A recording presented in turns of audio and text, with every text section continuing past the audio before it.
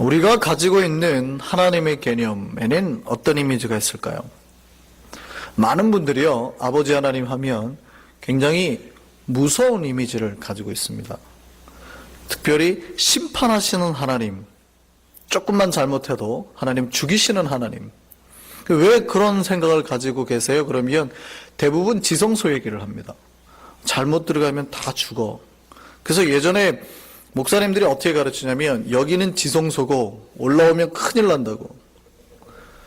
그래서 다 맨발로 이렇게 슬리퍼 신고 올라오잖아요. 이왕이면 그 슬리퍼까지 벗으셨으면 좋았을 텐데. 그런 개념을 가지고 계신단 말이죠. 굉장히 아직도 예수로 말미암아 은혜의 시대가 됐는데도 하나님 앞에 나아가는 게 굉장히 부담스러운 사람들입니다.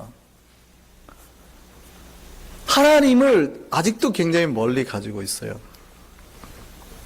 우리를 위해서 우리를 똑바로 못 살까봐 우리를 위해서 일부러 심판을 준비하시고 일부러 지옥을 준비하시고 너 거 조금만 실수해봐. 죄 한 번만 지어봐. 어떻게 했으니 너 그 하나를 내가 꼬투리 잡아가지고 너를 내가 지옥에 쳐놓고 말 거다.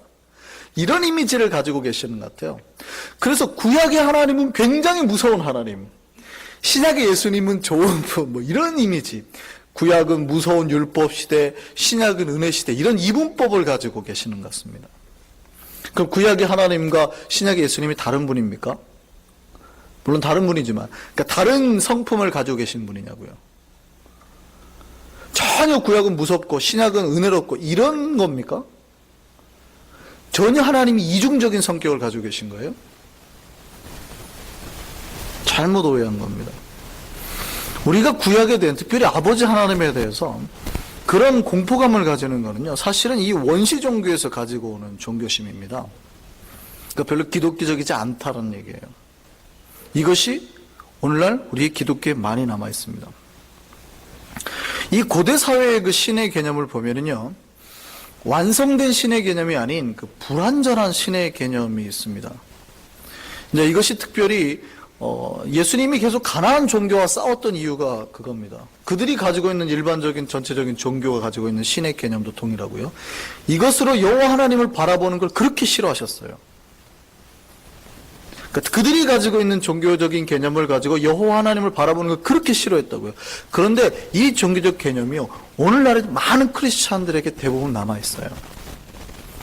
이거를 이 밤에 여러분 뽑아버리시길 바랍니다. 그게 이제 그리스 로마 신화에도 잘 나오는데요. 이 그리스 로마가 헬라가 고대를 다 점령하고 나니까 고대 전 지역의 대부분의 사고 속에 이 헬라의 영향이 미치기 시작합니다. 대부분의 종교. 이것과 싸우게 되죠. 그리스 신화에 보면 신을 이렇게 표현합니다. 처음에 신이 어떻게 발생을 하냐면 혼돈의 세계죠.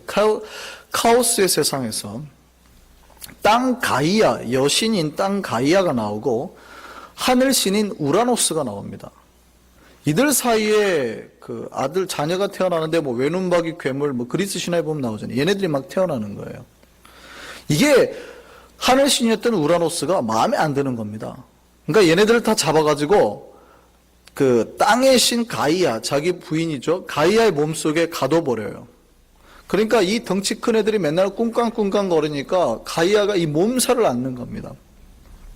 화가 났어요. 화가 나가지고 자기 남편한테 이제 복수를 하려고 하는 거죠. 그래서 자기 그 아들을 중에서 크로노스, 시간의 신이죠. 크로노스에게 자기 남편을 거세하게 만들어 버립니다. 작전을 짜서 거세를 해요. 그러니까 이 우라노스가 저주를 하죠. 너도 네 자식에게 똑같이 배신을 당할 거야 라는 저주를 예언을 합니다. 그러니까 이 크로노스가 불안에 떨기 시작하는 겁니다.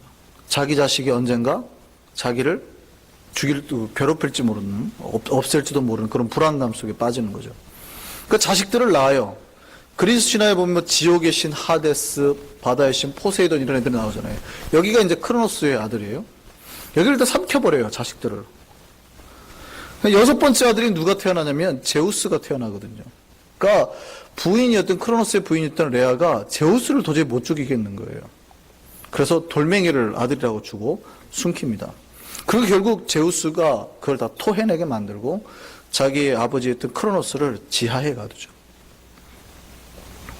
그래서 제우스가 비록 6번째인데도 불구하고 이게 나중에 장성해서 그랬기 때문에 최고의 신으로 등극하고 올림푸스 산에 가서 신들과 만나고 이런 내용입니다. 신의 모습이 어때요? 완전한 신의 모습입니까? 불안하죠. 항상 두려움 속에 그 자식으로부터의 사랑을 못 받고 아니면 자식을 못 믿어하고 이런 모습이잖아요, 신이. 뿐만입니까? 제우스가 어떻게 해요? 제우스가 아내 헤라를 놔두고 다른 그 사람과 맨날 바람 핀다는 게 그리스 신화 이야기예요. 인간과 바람 펴서 낳은 아들이 누굽니까? 그 유명한 헤라클레스예요. 그러니까 반신반인이죠, 헤라클레스가.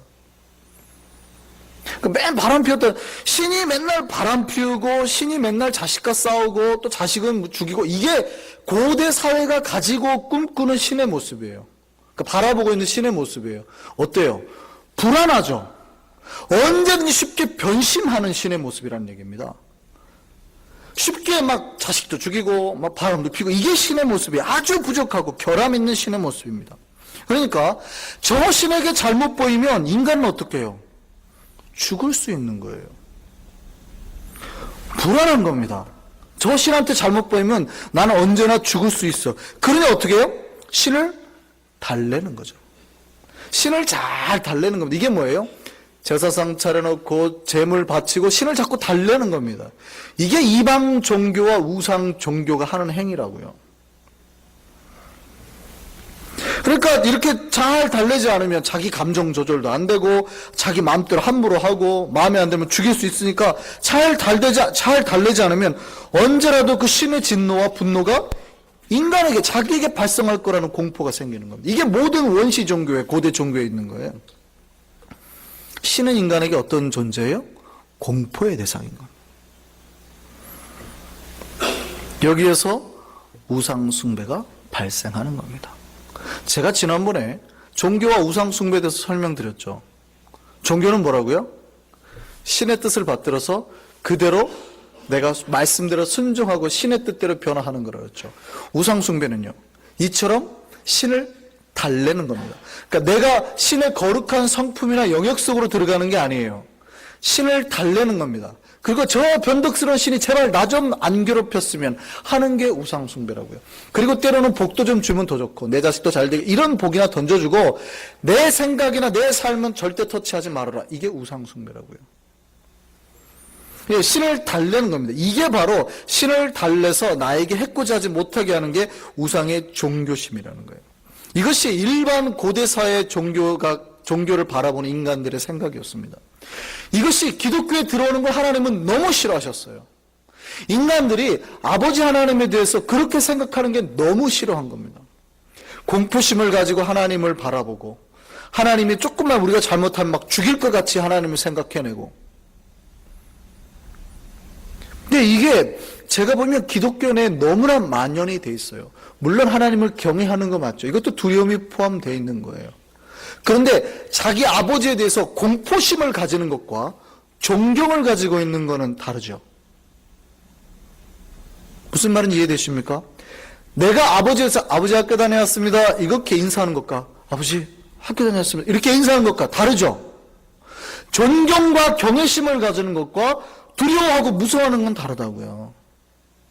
근데 많은 크리스천들이요, 아버지에 대해서 무서워해요. 내가 조금만 잘못하면 나를 어쩌면 지옥에 넣을 수도 있어. 심판할 수도 있어. 이런 공포심을 가지고 있다고요. 이게 기독교적인 마음이에요? 아니라고요. 절대 아닙니다. 이게 어디서 와요? 우상의 종교가 가지고 있던 마인드라고요. 막연히 하나님에 대한 공포가 우리 안에 들어와요. 그렇게 우리 아버지도 그렇게 할 줄 알아요. 오늘 본문에 보시면 오늘 하나님이 등장하시는데 하나님이 지금 오늘 목적지가 어디예요? 어디로 가고 계시는 중이에요? 지금 소돔과 고모라를 향해 가고 있습니다. 지금 하나님이 소돔과 고모라를 향해서 2,000살 데리고 가는 그 길에 아브라함을 들리잖아요. 아브라함에게.